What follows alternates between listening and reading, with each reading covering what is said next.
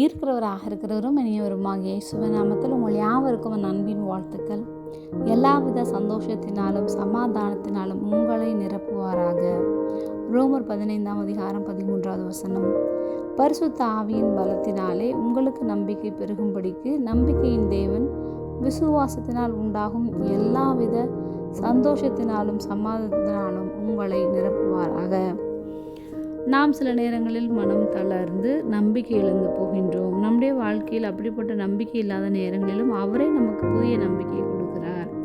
நம்முடைய இருதயத்திற்குள் அவருடைய வார்த்தையின் மூலமாக பேசுகின்றார். அவர்கள் நம்மை ஆறுதல் படுத்துகின்றது, அனல் மூட்டுகிறது. சோர்ந்து போகும் நேரங்களில் எல்லாம் நம்மை தூக்கி எடுக்கிறார். நான் உடனே இருக்கிறேன், பயப்படாத என்று உற்சாகப்படுத்துகின்றார்.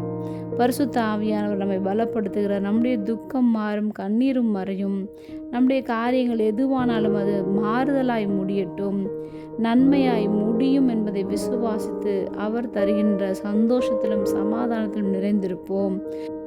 பரிசுத்த ஆவியானவரின் பலத்தினாலே நம்முடைய நம்பிக்கை இன்னும் அதிகமாய் பெருகட்டும். தேவன் மேல் வைத்திருக்கும் விசுவாசத்தினாலே நாம் அவருக்குள் என்றும் நிலைத்திருப்போம். அவர் சமூகத்தை வாஞ்சித்திருப்போம். ஜெபம். அன்பின் பரம தகப்பனே, எப்பொழுதும் எங்களோடு கூட இருக்கிறவராகவே இருக்கிறவரே, நீர் தருகின்ற சந்தோஷத்திலும் சமாதானத்திலும் நிலைத்திருக்க செய்கிறதற்காக நாங்கள் உங்களுக்கு நன்றி செலுத்துகிறோம். இயேசுவின் நாமத்தில் பிதாவே, ஆமென்.